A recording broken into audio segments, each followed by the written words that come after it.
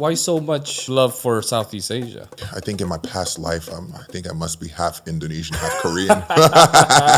Well, I love the food. My favorite is nasi goreng kambing empat pieces. No, for real? Yeah, nasi goreng kambing empat pieces. I say that all the time. One factor that we love the most is the entertaining part. Not a lot of people can do that. People work all day. So when they buy tickets to come to a game, you want to put on a show for them, you know? That's what it's all about. You got to spread joy. When you look back to your story that you just told me, what do you see? You see a kid full of hopes? Tell you the truth, I see a kid that just never gave up. Where is Indonesia basketball on the map? Indonesia basketball right now, I think it's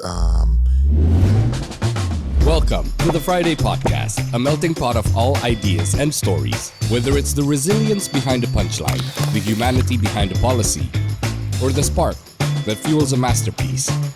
In our studio, we pull back the curtain and explore the other side of every story. Because here at the Friday Podcast, we talk, you listen. Ladies and gentlemen, this is your host, E.S. Lawrence. I remember watching a game in 2020. That was 5 years ago. And after the game, it was a fantastic game. I saw a man that was very entertaining. He was really cool. And then he hit me up on the DM and he said, "Thanks for the follow, brother. I appreciate you." And I said to myself, somebody that just showed so much love and effort and hard work spend a little time to thank me, to follow him. And here we are with the man himself, Lester Prosper. Mr. Prosper. Thank you. Terima kasih banyak. Hello. Before we talk about anything else, I want to talk about that little gesture of yours. Yeah. That shows you were raised well. Yeah, well, what it is a lot of people who have a lot of followers on social media, or I should say people who are in movies, entertainment, and just sports people like that, you know, they have some kind of ego of, I don't need to follow back this person or not need to thank this person for the support and all of that stuff. At the end of the day, without the fans, we're nothing. You know, without people supporting us, we're nothing. Without our peers, we're nothing. So I'm the type of guy that, you know, when the fans message me, I message back. Yeah. And I show a little, maybe sometimes I may not have a lot of time, but I always try to make time for the people because of the support. Yeah, that's amazing. And I wish people do that. But, you know, what was it like growing up, you know, at your end? Was it rough, or was it a childhood that, you know, taught a lot of love? Because you give a lot of love lately, man. No. I grew up in a group home, in an orphanage. Wow. You know, so I came from the island of Montserrat, then I went to New York, and I was raised by my father. Yep. You know, but then he abused me because he was an alcoholic, and after that. This was New York. Yeah, this was in New York, and then I ran away, and I actually went to my friend's house, and the mother said, "We don't have any space in here for you, but I will call the Child Protective Services to be able to help you out." And they put me in an orphanage in New York, in Westchester County, New York. I will never forget that, and that's where I grew up. 6 months later, my aunt came, and she took me in. And you know, when you're dealing with all of that extra stuff that's going on in group homes and orphanages, gangs, and all of that, you know, you tend, as a human being, you tend to build trauma. That's right. You know, so we have abandonment issues. We have all types of, you feel like sometimes the world is against you. Yeah. You know, and I think like that right there took a toll on me for a long time as a adolescent, you know. So I will always think like people are against me, or like somebody's gonna leave me, or and this is normal because this is what trauma is. Well, who taught you love? Brother, tell you the truth, I just developed that. You know, I had to change. Yeah, I mean, with backgrounds with background that rough, you got to make your own decision of just being a better person. Where did that, how did that come in? I don't even know. I don't even know, man. Did basketball play a part though? Basketball definitely took a part, but basketball more had me on the edge of just like just being disciplined, being locked in, Yeah. being focused, and it was more of like my therapy, the gym, lifting weights. It gave me something to do, and Wow. so basketball wasn't my first sport. My first sport was cricket. Was it? Yeah. Well, because it's in the the blood. the Yeah. island that I was Was a British territory. Yeah, exactly, Yeah. British colony, which is Montserrat. So I grew up playing cricket. I was a pretty good bowler. Wow. Yeah. Well, when basketball comes in, obviously people think about NBA. Yeah. That's always been the goal. I mean, you did go to NCAA, and you went through what was it always your dream, or was there plan B? Okay, so this is how I got to the NCAA. So I was playing a little tournament that the head of the group home, the staff of the group home, he put me in. He told me go to this place, and because I started playing basketball in the group home, we were all play outside and at the rim. They bought us a new rim, and it was rough. It was like jail ball, So we always had to lift. Call your own foul. Yeah, and everything. call your own fouls. You lift. We played the game 21, so the game is to 21. Yeah. And those guys were pretty good in there, and that's how I became tough. And then I started going to like Dykeman and Pro City. Started going to 145th in Harlem in the city. That's how I got my toughness. And after that, man. A coach saw me, and he's like, I was playing against Allen Houston. Okay. Yeah, and a coach saw me, and he's like, "Hey, where are you going to school? Are you going to?" Because they thought I was going to Division I, because actually I started out shooting threes because I was just very fast, but I was very slim, and very athletic. So I always could shoot a little bit. Then he's like, where are you going to school? They thought I was going to Division I. I had like 21 points against Allen's team. And I'm like, no, I'm getting ready to go back to the Caribbean because I was illegal. Oh, you were there. I was in America illegal. I way past my visa. Got it. Yeah. So he's like, we could get you to my school. And what are you doing now? So I'm like, man, I'm in a group home. You got to talk to the staff about that, and, No way. and the immigration services. So next thing you know, long story short, he brought me to the school. They showed me around. This man kept calling me. The coach. He kept calling me, and he's like, let's see if we could get you some financial aid, some stuff to pay for your schooling and stuff. Man, he's an angel. Yeah, that's what I'm saying, man. What's his name? Bernard Tomlin. Is he still around? Yeah, of course. He's still Shout in New out. York. Yeah, shout out to Bernard Tomlin. And Nate, the other coach name was Mr. Johnson, Nate Johnson. Got it. Yeah. And they got me there. They took me I had to go to court because I had a hearing to be a U.S. citizen? Not to be a U.S. citizen, to actually be a permanent resident. Got it. So they wanted to grant me residency. Yeah. And they weren't going to do it, but the judge, he saw how serious I was about basketball, and he said, "Man, I don't want to hear anything about you getting in trouble anymore."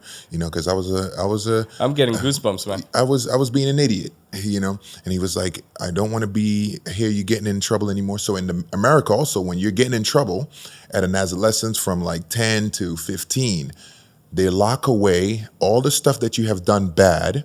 They lock it away, and they put it away. They cannot bring those records up anymore. Really? Yeah, they cannot. They can't bring it up. So they can't bring it up. So from 15, they can't. So from 16 now onwards, You're a fresh start. You're a fresh start, and you're being charged as an adult. Got it.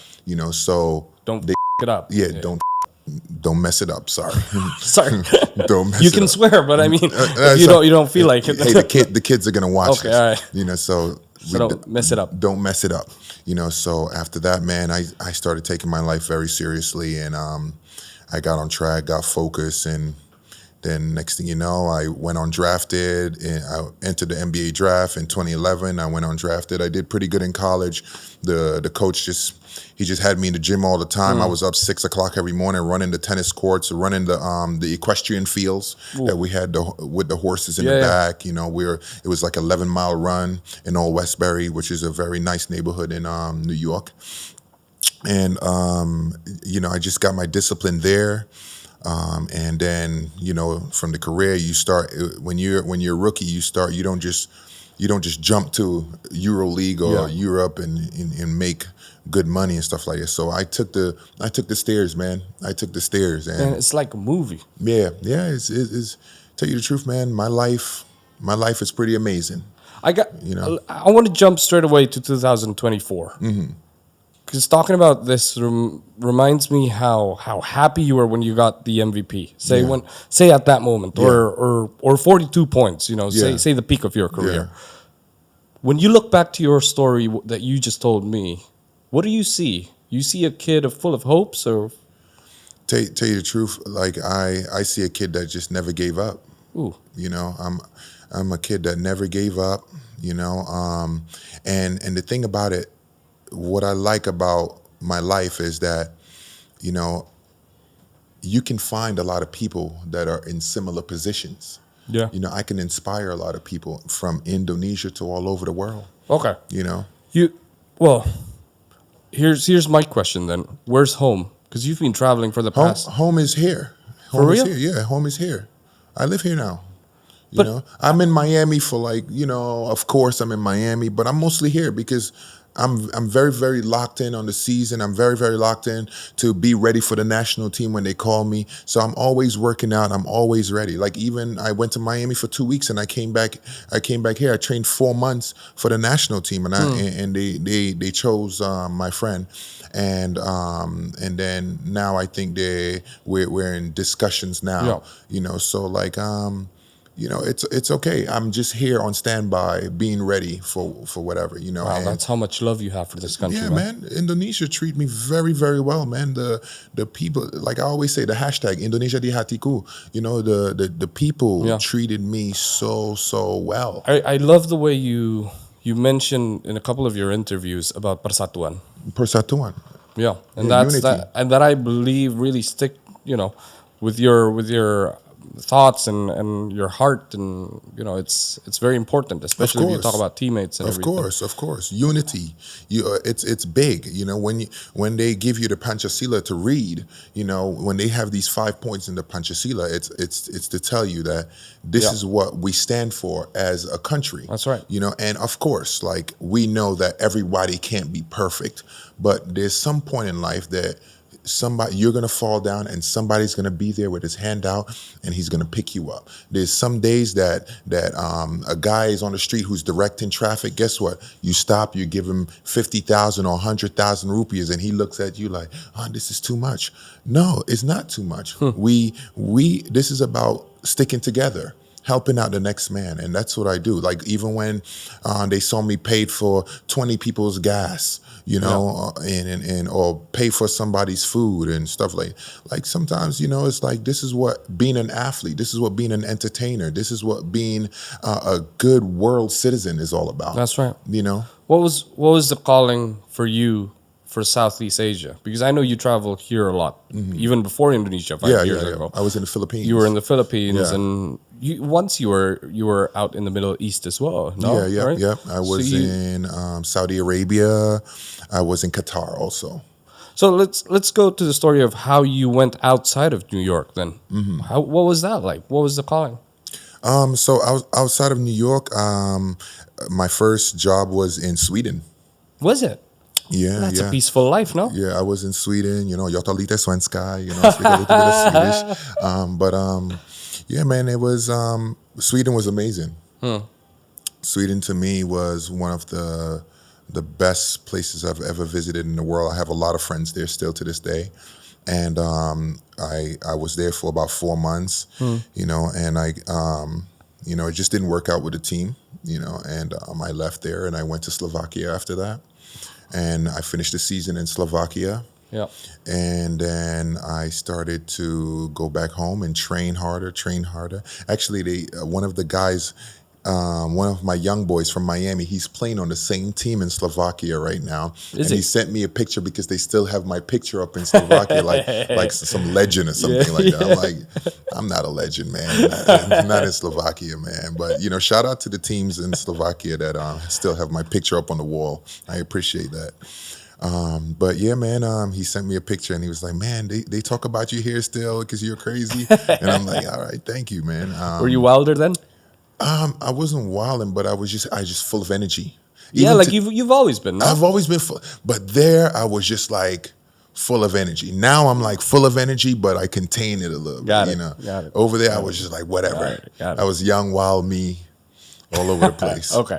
After Slovakia? And after Slovakia, I went to play in Dominican Republic and stuff like that. So I've been all over, man. I've been all over. My favorite place to play was definitely in like Philippines and Korea. Well, you played in the PBA for quite a while. Yeah. Philippines, I did so much charity work because those people over in the Philippines, they opened up their heart to me, and I was on a losing team. The underdogs. Yeah, I was on a super losing team. And it's just like the way how they came to see me play, even on this team that was losing the whole time. It was just crazy. And then they made a mural for me in the Philippines. I have my own basketball court in the Philippines, man. It's crazy, man, with a big picture, Yeah, so, and shout out to Doc Eby. He's a great man. Wow. He's like my manager in the Philippines. Shout out to Chet Herteleza. She's actually running for mayor right now, and man, it's just... Well, talk to me about the culture of basketball there, because it's very different. It's very wild, isn't it? I mean, yeah. People love it. The culture is just like the football culture here. The culture of basketball in the Philippines is similar to the football culture here, Which I understand, lots of fanatics there, lots of love. And in your position, it would only make sense to be in a place where there's so much love to the game. For sure. Which was the Philippines. For sure. Why did you make the move to here? Tell you the truth, my boy went to college, right? With me. Well, he went to college, the same college I went to, right? And he's half Filipino, half black, half Filipino. Got it. And they were looking for a big man. I just finished one of my jobs playing, and I was home for about 2 months in Miami. And he's like, hey, Les, we want you to come here. My coach is interested in you. His name is John Cardell. John Cardell, amazing coach in the Philippines, great guy, amazing coach. He's a player's coach. Okay. So he knows how to talk with the team. He knows how to talk with the team, knows how to talk to the players. So I went in there, I said, oh yeah, let's do it. We reached the number that we wanted in negotiation, and then they're like, let's do it. So I came in, and he loved my energy. He loved the way that I play, and on top of that, I'm a gym rat, so I'm always in the gym. So I just embraced everybody, man, just like I do here. Just embrace everybody, and, we just started going on a streak. So we playing against San Miguel, we're playing against Ginebra, and in the Philippines, sometimes what team is going to win, because that's just the way it is. It is what it is. Yeah, that's right. I know what you're talking about. Yeah. I made it entertaining, and that's what it is. So it was like me against Justin Brownlee. Yeah. And was that the reason why you left? No. The reason why I left, because I have an opportunity here, and I came here, and it's just, it's part of the development in basketball now that I'm here, and I've been advertising Indonesia for 4 or 5 years now. Yeah. Everybody, when I walk around, people are like, where is that? In Miami, they're like, who do you play for? What team is that? What they have a national team? Do they even play basketball there? And I'm like, bro, yes, they do. Well, 5 years ago when I first, saw you and saw your Instagram, obviously, the first thing that I said to myself was, wow, he's homies with D-Wade. Yeah. Well, I'm not homies, but I train with those guys. You train with... Have conversations with... Same thing with LeBron. I was with LeBron in Miami. My boy from Taylor Sports Group, Ronnie Taylor, he's one of the coolest guys, one of the best trainers. He called me up. He's like, yo, the LA Clippers is training in the marquee. You know, all our guys are going to be there. Do you want to come through? I'm looking for a few solid guys to come through and battle and get this working. And I know you're a serious guy. So you're talking about 5-on-5s and 5-on-5, LA Clippers, James Harden, all of these guys in there. We're in one private session. LeBron came in and we're all like training and going at each other, man. And you know, LeBron was shooting around, talking a little bit. James Harden played, John Wall, all of these guys, man, amazing guys that just come down and just play hard, and they always call me up. So wow, that's why I'm not gonna sit here and say, oh, I'm homies with them. I'm not homies with them. Yeah, these are guys that they know that they're coming down to get a run. They call me up, and we get a good run in. And and then from then on, some of them know me. We exchange numbers, and you know. Yeah, life goes on. It's respect. It's that's what it is. It's respect. You know, like you come, you play hard. You give them a good bump. You know, and then that's it. Yeah. You know, and then they'll always call you when they're coming into play. Wow, man, that must be amazing. Yeah. So it's respect. It's not like I hang out with guys after work. Yeah, it's respect. It's respect. Professionalism. It's respect. Yeah. And you know, it's having all that experience, you still come here and spread some love and entertain us, you know, the fans. And talk to me about 5 years ago when you first stepped into this country, and what was your first impression, and what was there any, you know, regrets or like, you know, think twice? No. I didn't think I don't have any regrets. You know, obviously 5 years ago, you guys know, I had some issues with the coach, but at the end of the day, you know, that coach is a great guy. Yeah. You know, we just that certain things I just wasn't seen. We weren't seen eye to eye on certain things, and that's okay. You know, but I wanted it to, you know, end on a positive note, which we did. We have no issues now, of course. And then his protege came in, the other coach came in, and me and him, you know, I spread love. You know, I made peace with him. You know, and I said, hey, I know Toro is your guy, but you know what? I'm here to do whatever you want me to do, and that's just that. And I've been doing that ever since then. And even when I played in Korea, even I came back here, played in the SEA Games. That's right. You know, and Korea helped me with discipline on another level. Really? Yeah, Korea helped me with discipline on another level, and just helping with my professionalism. Yeah. You know, and the coaches respected me in Korea, man. And it was just the players respected me in Korea. I still have peers that text me to this day, and man, it's just I miss it there too, because it was just so much. The culture is so great, and they welcomed me with open arms, and you know, it's pretty cool, man. Well, hey guys, sorry for interrupting the podcast. We have a special announcement. Kita sedang berkolaborasi dengan Avalanche, sebuah brand parfum, dan kita membuat 2 varian. Ada the host dan juga the interview room. Both smells really good, dan it represents the podcast itself. If you're a fan and if you're a friend, jangan lupa langsung beli. Link in the description. Now, let's get back to the podcast. Thank you. Why so much, I guess, love for Southeast Asia? What is it? You know, I think is it culture? I think in my past life, I think I must be half Indonesian, half Korean. You must be a Wahyu or something like that, man. Wahyu or Bambang, for sure. Because I mean, it's not difficult to love this country. It's so easy to love this country. It's not. I understand, because it's the people, it's the food. I don't know the food, but. For you, but I love the food. My favorite is nasi goreng kambing for 4 pieces. No, for real? Yeah, nasi goreng kambing 4 pieces. I say that all the time. They know when I come into the store. They're like, Mr. Prosper, we know nasi goreng kambing 4 pieces. Yeah, tolong, cepat tolong ya, please. 4 portions. Let's do it. 4 pieces. And it's crazy, man. That's my cheat meal.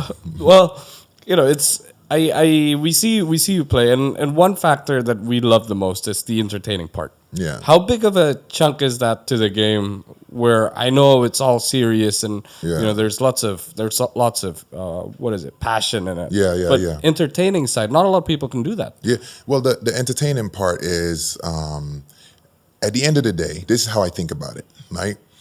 People work all day, right? Got it. They have like a 5, they wake up at 5 a.m., 9 So to do 5 you. job. No, yeah, I get it. But my job is different. Yeah. My job is to run up and down, shoot a basketball, and just play hard, do what we do. Yeah. I'm an athlete. So you have people that do like 9 to 5 jobs and stuff like that. So and then on top of that, you never know what somebody's going through in their day. So when they buy tickets to come to a game, you want to put on a show for them. right. So whether it's smiling all the time and talking crap to the next guy, or giving pounds to the guys courtside, or you know what I mean, or just lifting up babies, hugging babies, and you know what I mean, like that's what it's all about, man. That's what it's all about. You got to spread joy. Do you feel we lack that? Do I what? Do you feel we lack that? Of course. Yeah. I feel like, of course, it's cool, man. Like the kids love it, the parents love it. You got to understand, they're paying for tickets to actually have an interaction. That's right. So But I mean, you're only one of them that does that. You know what I'm talking about? yeah, but How do you tell the rest of the teammates to do that? Or even more players to do that.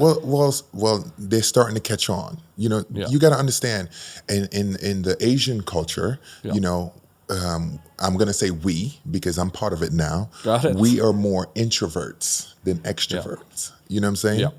So sometimes me being a naturalized player and having the personality that I have, I take a lot of that pressure off of them to be extroverts. Yeah. So it's okay. Yeah. It's okay. Because every time I see IBL's Instagram now, it's always prosper. Where are the rest of the guys? You know what I mean? It's okay. Sometimes those guys are very low key. Yeah. I'm more. For But is it necessary though? Do you think? Is it necessary? Yeah, I think so. absolutely. Yeah. It's necessary. IBL is a brand. This is That's a right. brand. That's right. What we're building. I think being an extrovert is necessary. Being seen, hugging kids, talking to the parents, having a conversation with the parents, having a conversation with courtside ticket holders. Yeah. This is a business. That's right. And this is what helps sells tickets. The kids love it. Kids, they see me in the mall, and I'm not going to shy away from signing an autograph in the mall and stuff like that, and taking a picture. Yeah. It's just this is just what it is. It comes with the territory. Well, what was it like? That's towards the fans. What was it like? Meeting your teammates or meeting the players 5 years ago. Like, was it difficult fitting in? They were more, like I said, they were more introverts too. So for me, having the personality that I have, and I told you I was wilder 5 years ago, they probably was like, what the, this guy's crazy, gila, and I'm like, yeah, man. So, but it was, they got used to me. Yeah. And but I have to. You got to understand, when you come to someone else's country, sometimes they don't have to adjust to you. You have to adjust to them. Well, So- it must be difficult for you. So what I did was 50-50. You have to learn how to read the room. Reading the room is you have to learn how to read the room. So You got to be more detailed, man. I want to hear this. this is what it is. So reading the room is, you walk in, if it's like it's like a basic saying, it's a time and a place for everything. Got it, yeah. So if it's a serious time, then you shut up. If it's a wilding out time, then you wilding out. If it's we're playing 5-on-5 and the energy's down, you turn the energy up. Because that's part of your job. Yeah. So part of my job in day one every day is coming into practice, turning that energy up. And sometimes my energy may not be at 100%, 150%. My energy may be at 50% because, but at the end of the day, it's not a hard job for me because this is who I am. That's right. Well, from what you told me, having a rough childhood, traveling here and there, and then fighting for what you really love, you're a badass and a hard worker. Thank you, man. you're passionate about not only the game but the environment and other people. Yeah. When do you have the time to take care of yourself, man? Oh, like after practice, I do the sauna, I do the cold tub, I get massages, and then I just relax, kick my feet up, play some Call of Duty, or watch some game tape. I'm not good at Call of Duty, by the way. So if you're my neighbor and you hear somebody yelling in there, that's me, because I'm getting killed. That's right. I'm getting mauled. One of it is music, and I know that you love Indonesian music For sure. I got a little something for you. I know that you've been listening a lot to Sepertinya Sama. Sepertinya Sama. So we're actually friends with Juicy Lucy. Oh, they're coming to Dewa Sports Bar tonight. Are they? Yep. Oh, well. I can't go though. I can't go. Well, you can't go, but they said a little hello. Mr. Prosper, we are from Juicy Lucy. Thank you for enjoying my song. I hope you enjoy. Pokoknya tetap semangat buat Mr. Prosper. Keep spirit. Keep spirit. Thank you, Mr. Prosper. Fighting. Respect. Semangat. Well, yeah, you love the culture, not only the culture we're talking about, back in the day. We're talking about the current culture. You're into it. You're on Instagram. You're on Gojek and everything. I love it, man. Is that part of the job as well? No, that's just me wilding out. Is it? That's just me enjoying life. You know what I'm saying? Like say we go out, man. If we ever go out, I don't party too much, but if we were to party, man, like you'll see, like it's a good vibe, good time. It's a time and place for everything. So That's right. if we were to party, man, we just have a good vibe, good time, and just entertain, man. Just have a good positive energy, Yeah. Well, that's something we like to see. Well, obviously, we've seen that for the first part of the season. You've been doing amazing. For sure. This start of the season. What's your take on this season? Tell you the truth, I love the IBL how it is now. Shout out to the IBL. Shout out to Prabasi. Man, the imports that they have brought in, you never know what's going on, man. you never know. Like any given night, Satya Wachana could beat anybody, man. Like it's crazy, And it's tougher now. It's a tougher league, and better players are here. And even next year, man, it's gonna be better. But the championship is up for grabs this year. That's right. Yeah. And your eyes are on the prize. Yeah, tournament. of course, But the championship is up for grabs. There's no telling who's gonna be in this place or what that place. It's lovely. What about last year though? What was that like? Last year was a crazy year for us. It just became the semifinals really. I feel that like we just fell short. In the semifinals against Satria Muda, which is an amazing team. The locals at Satria Muda, man, those guys dive on the floor. They play tough. PJ, they play tough. Man, it's just look at what's happening, man, to our local guys. It's just a different culture that's happening. They're playing tougher, like I spoke to Origi like after the game. We played them the first game, and I'm like, man, like when Origi got a switch on me, I'm actually feeling him. Are you really? Yeah. Well, he's gone buff. Strong, now. yeah. And I'm like, I'm so proud of him because, like you said, I've been here such a long time. Yeah. I watch Origi go from being slim Origi to being buff Origi, shooting 5 for 5 on a 3 and looking at me smiling. You know what? I sat down with Origi and Yesaya, and I said to them, Yesaya, hold on. Yesaya is another crazy one. You're crazy If I'm crazy, Yesaya is crazier. Yesaya, shout out to you, brother. I said to Yesaya, you bring the culture in basketball. Indonesian basketball. I love Yesaya. He's crazy. Because hear me out. I think there's so much more. When you talk about basketball, it's not just a game. It's not. It's hip hop. It's sneakers. It's everything. It's about what you wear before you go on the court. Yeah. It's your swag. It's your swag. How you walk. How you talk. And one of it is also your presence on social media. Of course. Yesaya, he's out there, and he's Yesaya is the TikTok king.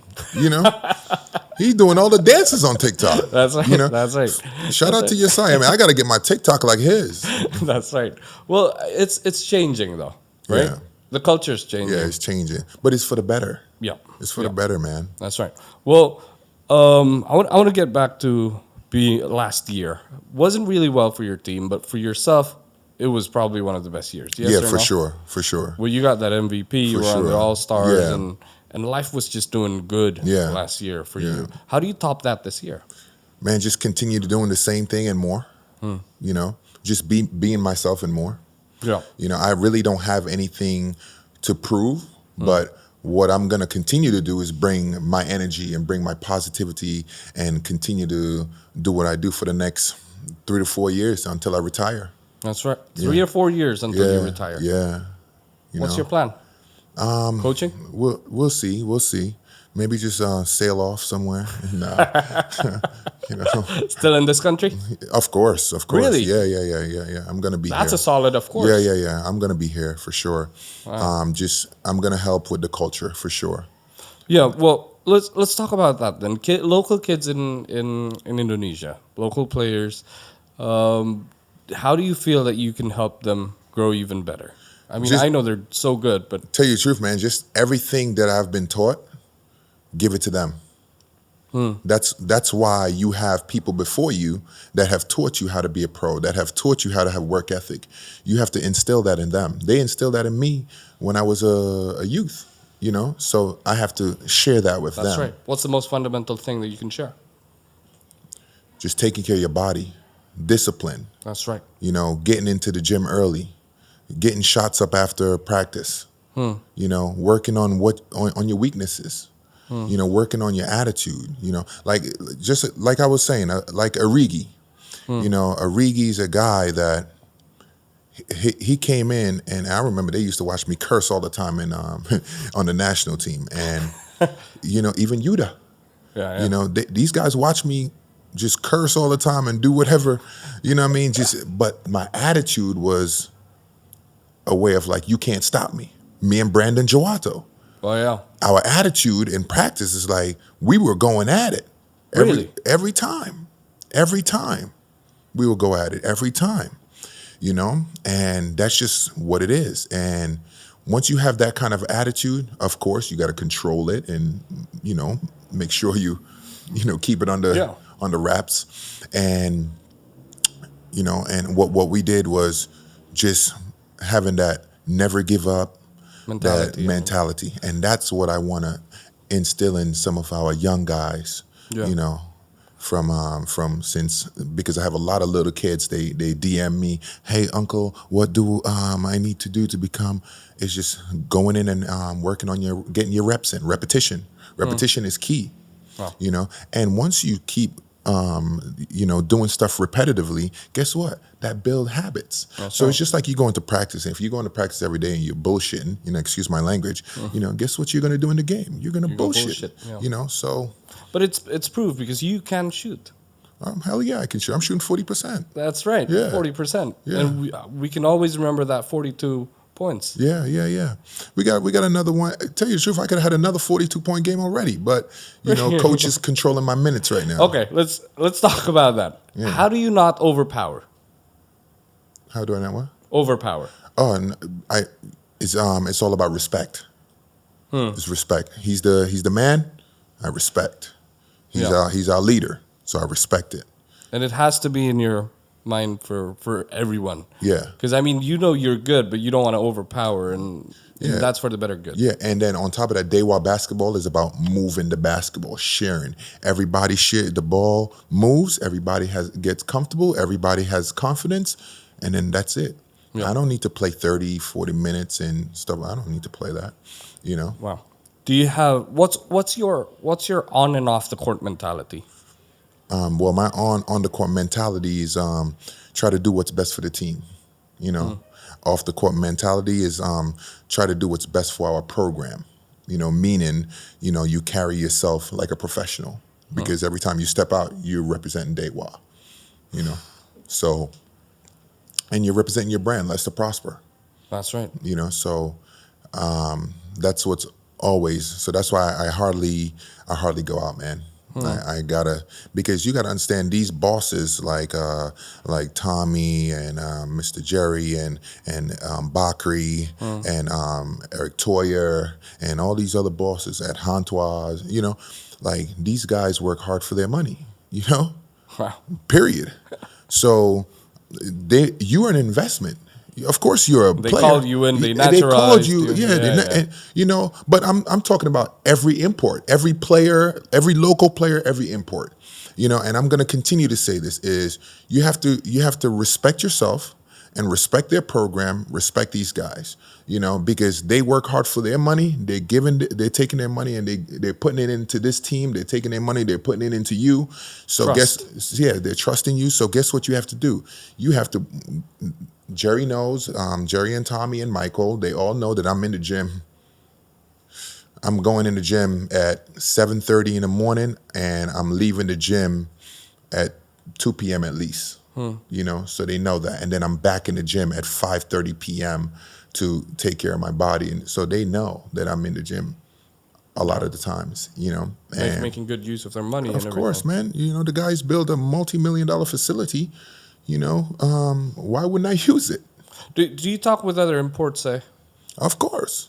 Well, what do you guys share about? Like, is it sharing the love towards this country as well, and just sharing the positive vibes, or is there any trash talk or anything? No, man. Tell you the truth, like you talking about other imports from other Yeah, teams? other teams. Oh yeah, no. It's sometimes me and KJ we talk. Yeah. KJ's like my brother, man. That's such a good guy. We talk.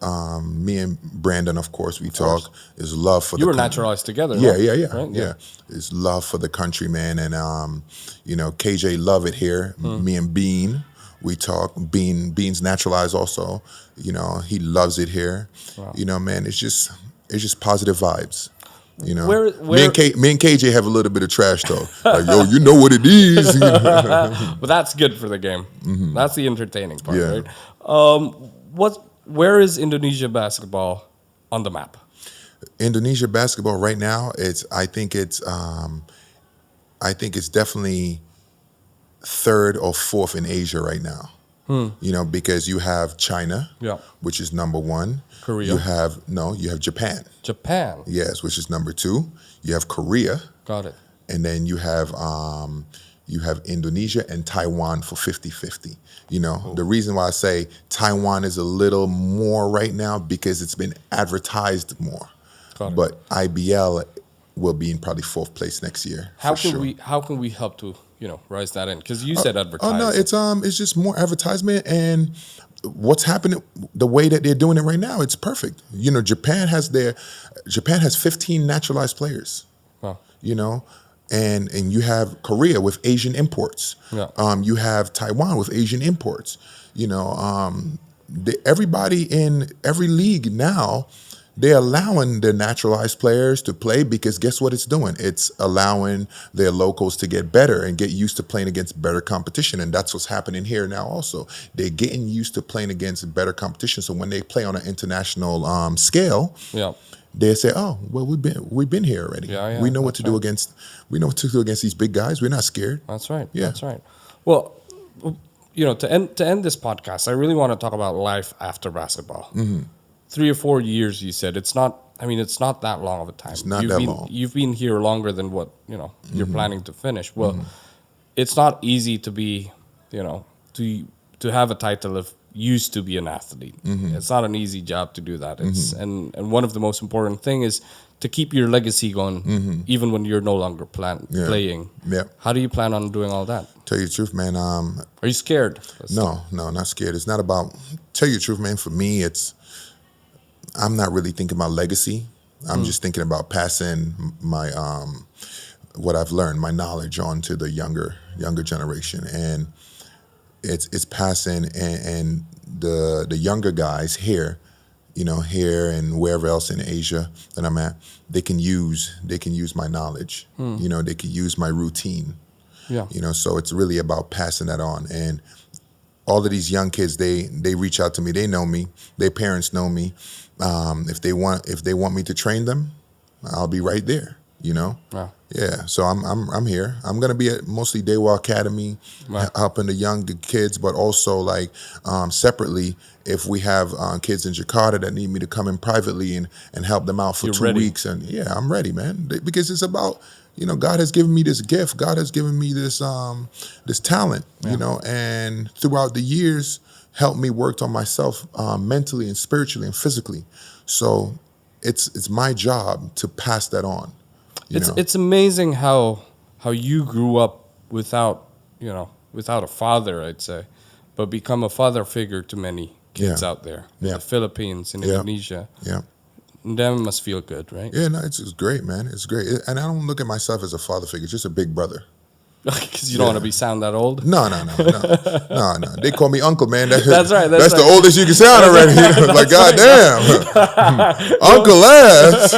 Well, Uncle Les, you got not only love, but there was a moment in your life where there was quite some hate towards you. Yeah, in 2019, I'll say, right? I remember that year. That was You want to crazy. talk about that a little bit? Man, we could talk about it. I think it was me going against the coach, having problems with the coach, and that's the issue. Who was Lester then? Let's talk about it. Tell you the truth, I had discipline then, but that wasn't maturity. Got it. That was more of a maturity issue, and and tell you the truth, maturity meaning learning to just listen to the coach, even though you don't like his attitude. Don't tell him that you don't like him. just chill. Just sabar, Lester, sabar. Yeah. So I'm like, yeah, man. I was more of a like, if I think it, I say it. How did you treat the people that was hating on you? I would be in the comment section like, you too, man. Did you? Were you? No, one, probably like two Nah, times. it feels like more. Yeah, you think so? I think so. I probably was like that. I probably was like, hey, you want to fight? We could do it. How do you handle hate now, though? Oh, no, tell you the truth. So somebody said something to me the other day, and and I just said, and I just was like, yeah, no, I think that's you're right. Like, I'm like, you're right. I got to do that. I got to do more of that. You're right. Yeah, that's the way I lowering down your ego. Yeah. I was like, because sometimes you have to look at the tape and see what they see. Sometimes you may be like, oh, they don't know much about basketball, but some people see the simple things that could help you to be a better person. And if you just put your ego to the side and look at what they're talking about, then you just be like, you're right, or you don't answer them at all. Wow, that's amazing. But you look at the comment and then you look at your film and then you're like, oh yeah, they're right.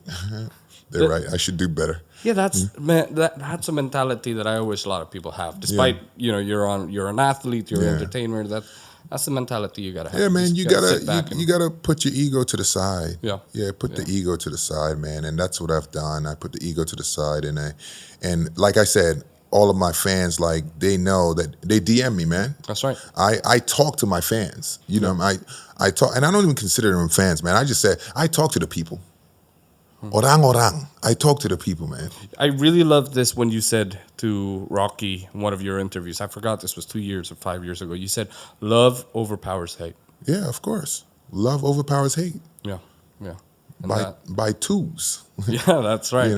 Well, Lester, it's just the beginning of the season. Yeah. You still got a long way to go.